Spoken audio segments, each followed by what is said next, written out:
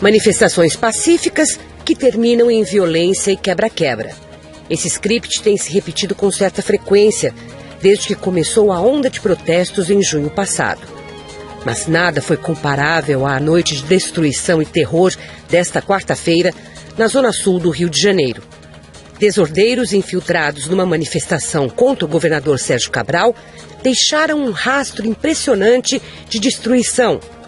Lojas saqueadas, destruídas, agências bancárias depredadas, prédios comerciais invadidos.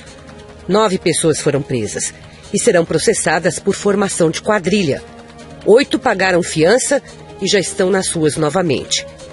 O episódio levou o governo do Rio a rever a estratégia das forças de segurança diante dos protestos. O desafio é complexo. Como garantir a democracia, o direito de livre manifestação e, ao mesmo tempo, evitar que tudo descambe para a violência e destruição? Os policiais brasileiros estão treinados e preparados para enfrentar grandes protestos? Os manuais antidistúrbios alertam que nada pior do que subestimar os riscos quando se lida com multidões. Abre aspas. Ou o risco é alto, ou é risco desconhecido. Fecha aspas. Para falar de manifestações e democracia e também de violência e vandalismo, recebemos em nossos estúdios do Rio de Janeiro o coronel Erir Ribeiro Costa Filho, que é o comandante-geral da Polícia Militar do Estado. E aqui em São Paulo participa do programa Rafael Cortez, cientista político, professor da PUC de São Paulo. Sejam muito bem-vindos. Eu gostaria de comentar com o coronel que vi a entrevista no Jornal Nacional dessa quinta-feira. O senhor estava visivelmente emocionado e constrangido e atordoado com tudo que aconteceu na madrugada do Rio de Janeiro.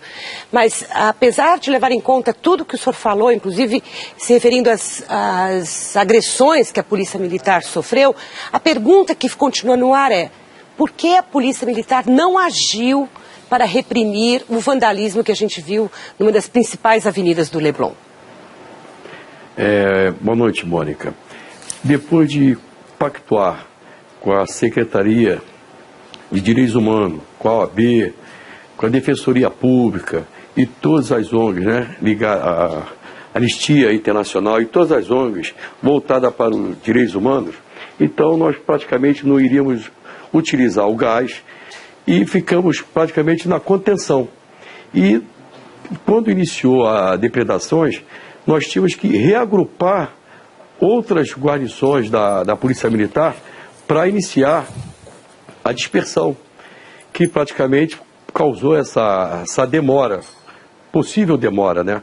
Mas hoje mesmo nós já começamos a reavaliar, amanhã nós vamos fazer outro estudo de caso e nós temos que saber que a PM do Rio de Janeiro já está acostumada com grandes manifestações, mas desse tipo de vandalismo não.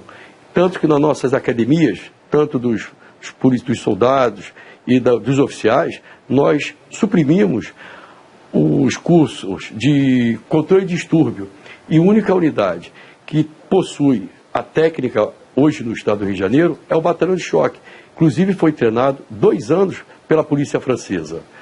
Mas, coronel, primeiro negociar um pacto com a OAB ou com a Secretaria de Direitos Humanos e também com a Anistia Internacional, que não são parte da manifestação, era realmente producente? Ou seja, na hora que as pessoas saem enlouquecidas, ensandecidas pela rua, quebrando tudo, não era a hora de agir, já que o pacto foi quebrado de todas as formas? O que está acontecendo, acho que não só no estado do Rio de Janeiro, mas no Brasil. A atuação das unidades, né, de controle de distúrbios praticamente está ficando acuada que todos os órgãos, inclusive instituições, não querem que as polícias usem bala de borracha, gás lacrimogênio, caminhão de água, som. Então, o que as polícias militares vão utilizar para o controle de distúrbio? Nós estamos, esses órgãos têm que nos dizer, praticamente, o que nós vamos ter que utilizar contra essas pessoas, né, que não estão ali para se manifestar democraticamente. Ou seja, falta um protocolo, né? Eu queria perguntar para o Rafael, a gente viu o secretário de Segurança do Rio, Beltrame, também disse que a Polícia Militar vem, digamos, oscilando entre a prevaricação, ou seja, não cumprimento do seu dever, e o abuso de autoridade. E isso não foi só no Rio de Janeiro, a gente viu durante todo o mês de junho isso acontecer em vários estados. Ou seja, institucionalmente as polícias estão deixando de cumprir o seu papel por pressão política ou porque estão aturdidas com um movimento totalmente inesperado de modo desconhecido? Olha, me parece que a conjuntura é tão complexa que a atuação da polícia hoje é constrangida por uma série de fatores. Acho que o principal deles é que a gente vive uma conjuntura que, pelo menos na história mais recente da política brasileira, é razoavelmente inédita. Então a gente tem uma onda de protestos sociais e nesse momento de intensidade desses processos é muito difícil encontrar o equilíbrio entre a garantia da ordem, que é um dos deveres do Estado, e a garantia da livre manifestação dos indivíduos, da organização dos indivíduos. E a gente sabe que organização de massa, né, movimento de massa, é difícil o controle do comportamento dos indivíduos presentes nesse movimento. Mas a gente já percebe que tem um certo, digamos, modus operandi. As manifestações começam pacíficas, num determinado momento se iniciam as hostilidades contra a polícia, a polícia reage, e aí aparecem então os mascarados, os vândalos, que começam a quebrar tudo. Hoje, depois de todo o tempo passado, em que você apostaria? Esses vândalos são parte do movimento ou eles estão pegando uma carona ali? Certamente pegando uma carona. Eu acho que quando a gente... Certamente? Certamente. Me parece que assim, as manifestações democráticas fazem parte da democracia. É difícil às vezes controlar, sempre tem algum exagero, mas claramente em alguns casos você vê um exagero e grupos infiltrados se aproveitam de causas maiores, causas legítimas do ponto de vista democrático, para exagerar, passar um pouco do limite. Então...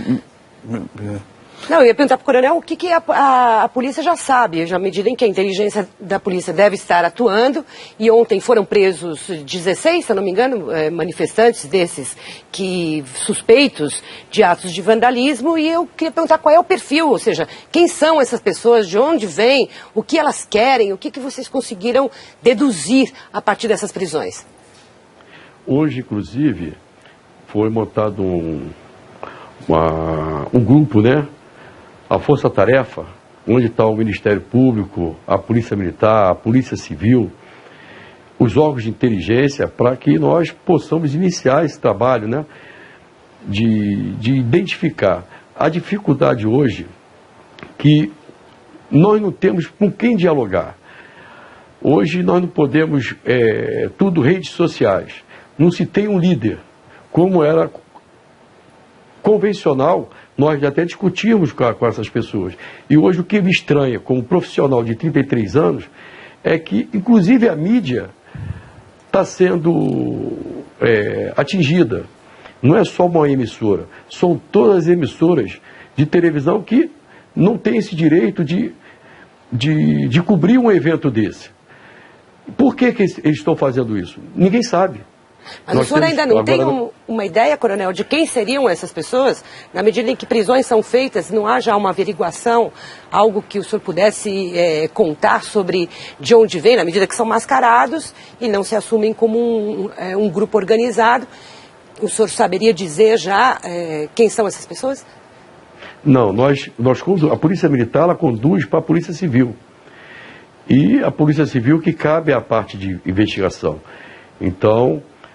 pode até depois nós trocarmos ideias, né? Depois que eu tenho certeza que eles estão investigando, e daqui a pouco essas pessoas, né, vão ser identificadas e aqueles também que estão por trás dela. Porque eu vou afirmar, eu acho muito estranho, até calar a mídia, eles querem também. No domingo, a penúltimo evento, nós salvamos uma repórter de uma emissora que ia ser inchada por esse grupo. Eles têm sua própria mídia, né? Olha que curioso, na verdade, né? Uma das partes da novidade dessa onda de manifestações sociais é justamente esse caráter espontâneo que, de alguma maneira, rompeu a lógica de mobilização social que a gente conhecia, mais ancorada nas grandes organizações, mais burocratizada e estruturada.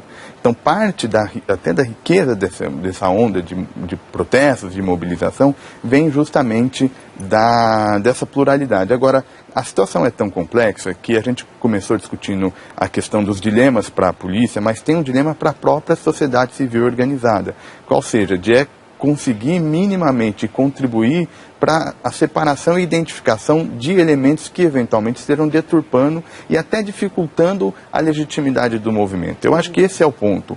Os manifestantes pacíficos que lutam para fazer pressão política, independente da causa, eles precisam contribuir também para esse trabalho, para justamente reforçar a legitimidade do movimento perante os outros setores da sociedade. Mas também é um movimento que não tem liderança, também tem dificuldade em fazer essa organização. E o que mostra a complexidade do momento. Então, a gente ainda vai entender, encontrar, a sociedade vai encontrar um mecanismo para conseguir minimamente equilibrar essas duas tensões que hoje, às vezes, dificultam a ação da polícia e, às vezes, se transforma no movimento que a gente viu ontem no Rio de Janeiro. Agora, no caso do Rio de Janeiro, Coronel, a gente viu também na manifestação na Presidente Vargas, quando houve aquela ação bastante violenta também na região da Central do Brasil e da Prefeitura, que esse processo de começar uma manifestação pacífica, haver provocação e, em seguida, o vandalismo, já estava ali desenhado, ou seja, o que repetiu-se ontem no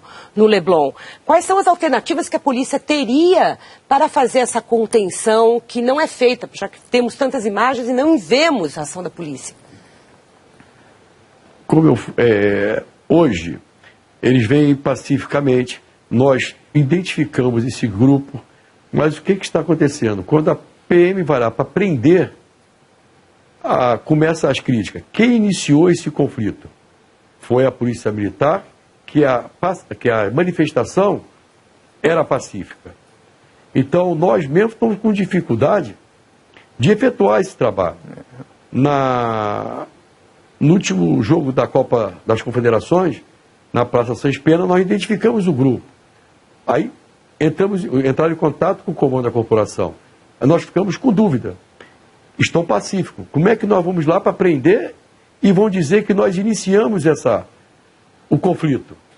Então nós estamos acuados também. E nós temos que deixar de estar. Por isso que hoje toda a sociedade, nós temos que nos unir. Porque um grupo de 600 pessoas, no máximo, colocar 16 milhões de habitantes reféns. Isso é inadmissível. Coronel, ativistas também que dizem que policiais do serviço secreto também estão infiltrados entre os manifestantes e também fariam hostilidades e agressões para que o conflito se instaure. Há ativistas que sustentam isso nas redes sociais. Hoje, essa guerra, né, virtual, como nós, policiais militares, nós vamos agredir o nosso irmão. Estaria. Isso aí, ontem eles colocaram também nas redes sociais que tinha aparecido um corpo de uma criança na lagoa e que o BOP tinha subido com o corpo. Então essa guerra, né, virtual, que as pessoas têm que analisar também. De desinformação. Eu acho que parte dessa sensação, desse constrangimento que a Polícia Militar no Rio sente para fazer ações mais enérgicas, me parece que a explicação parte um pouco do que ocorreu em junho, né, onde houve um mês com bastante manifestações em todo o país. E quando a gente olha, por exemplo, em São Paulo, no início da manifestação, houve um momento em que a Polícia Militar de São Paulo claramente exagerou um pouco na mão nessa ideia de contrabalançar ordem com direito de manifestação.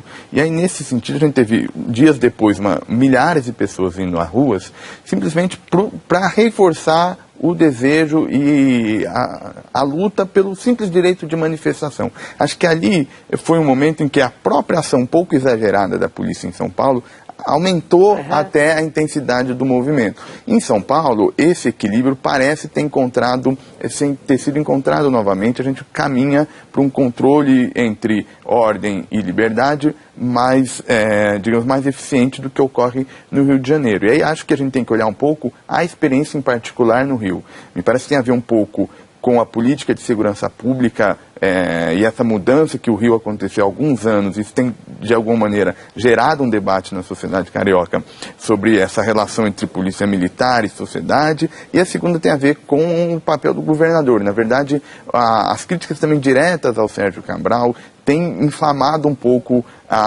os manifestantes. A instituição vista como um braço armado do governador. Sim, e aí, na medida que você tem uma crítica, né, ao governador, isso de alguma maneira recai um pouco para os órgãos do Estado. Há uma confusão ali entre a ação institucional e a figura do governador, que nesse momento tem sido bastante questionada, e eu acho que aí dificulta um pouco a ação da polícia. Mas é verdade também, coronel, que nessas críticas todas, a Polícia Militar do Rio em particular, já que a gente está vendo essas cenas mais recentes, vem de carona aí a ação muito violenta que aconteceu recentemente no Complexo do Alemão, não foi? Em que várias pessoas morreram, 10 pessoas morreram numa ação da polícia. Então aquela sensação de que a polícia é muito dura com os pobres, com a população das comunidades mais carentes, e, no entanto, ela responde a uma ação de imagem nas manifestações.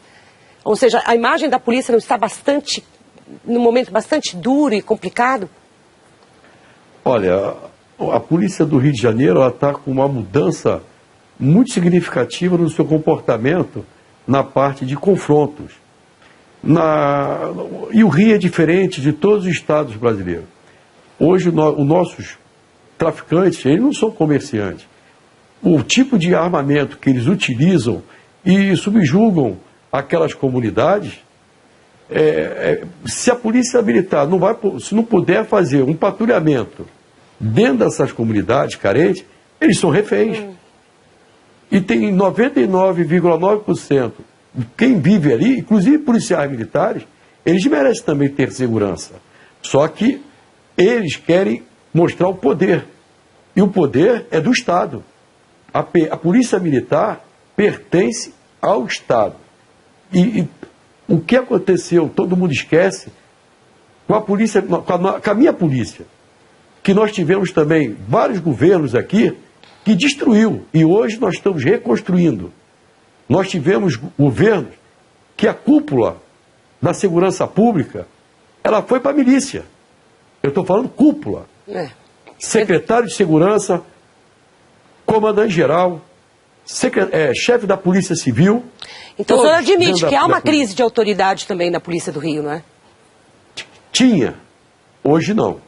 O senhor acredita que entre esses vândalos pode haver também, digamos, criminosos efetivamente infiltrados que querem provocar comoção na cidade? Ou você acha que isso está mais ligado mesmo ao movimento e aos protestos? Nós estamos pensando muito quem são esse grupo e quem está por trás dele. Eu acho que é um movimento que está articulado através das redes sociais. Advogados, antes de serem presos, detidos e conduzidos à delegacia, já tem 20, 30 delegados, advogados, para dar assistência jurídica. E por que estão lá? Isso aí, nós temos que repensar isso tudo aí. Acho que todos têm que sentar e falar, e recai sempre na Polícia Militar. E nós estamos hoje fazendo a polícia de proximidade, nós estamos conversando muito com a nossa tropa, estamos com um efetivo quase renovado na nossa instituição. Mas é um efetivo que o senhor mesmo disse, não é treinado há muito tempo para contenção de multidões. Eu pergunto se depois de o país assistir cenas como essas dessa madrugada e perceber que, de fato, podemos estar correndo riscos na segurança geral e até nos rumos da possibilidade de manifestação, é possível se criar um protocolo para contenção, ou seja, formas de impedir que haja excessos, mas garantir a manifestação para que tudo aconteça com paz. Será que a gente tem essa possibilidade agora no Brasil, daqui a pouquinho, depois do intervalo? Desde as manifestações de junho, o país debate a possibilidade de haver um protocolo de contenção dos excessos que garanta a manifestação livre e iniba cenas como a que a gente viu nessa madrugada no Rio de Janeiro. No entanto, essa suspeita o tempo todo, quer dizer, são fascistas, são grupos que estão, de fato, querendo perturbar a ordem.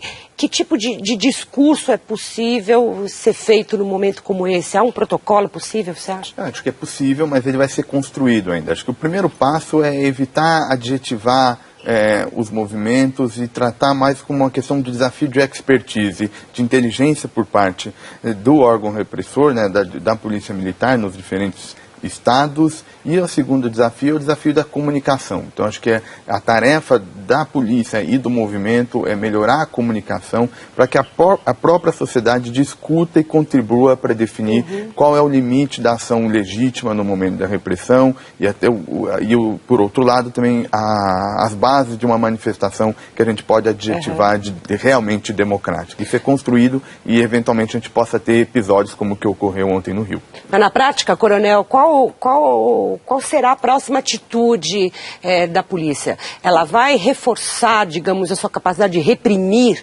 esses excessos? Ela vai optar por negociações como tentou dessa vez com a OAB, com a Anistia Internacional?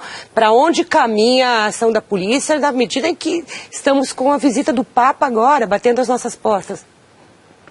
Eu tenho certeza que a visita do Papa vai ser com tranquilidade, com bastante segurança. Mas ter um protocolo, praticamente, o Brasil já tinha. Porque antes, qualquer manifestação, nós tínhamos diálogo com aqueles líderes, com as lideranças, como exemplo, partidos políticos, sindicalistas. Mas hoje, nós não temos com quem conversar. Como é que nós vamos conversar na rede social se nós não sabemos que se são os líderes ou não? E depende também do comportamento dos manifestantes. Nós estamos acostumados, já vou repetir, no nosso estado, com grandes manifestações. E nunca tivemos esses problemas de ter necessidade de usar a força de choque. Mas o senhor caminha agora para uma repressão maior, coronel, depois dessas cenas? O que a sociedade do Rio de Janeiro espera da Polícia Militar a partir desses episódios? Primeiro, a Polícia Militar precisa do apoio da própria sociedade. Agora, a Polícia Militar está trabalhando para defender 16 milhões de habitantes e defender a própria democracia e a liberdade de imprensa. Nós vamos trabalhar como policiais, como exército, no mundo inteiro. Não podemos deixar atos de vandalismo. Nós vamos coibir, podem ter certeza. Agora, nós precisamos de apoio. As pessoas que vão realmente se manifestar democraticamente, depois que se manifestou e viu esse grupo, vão embora.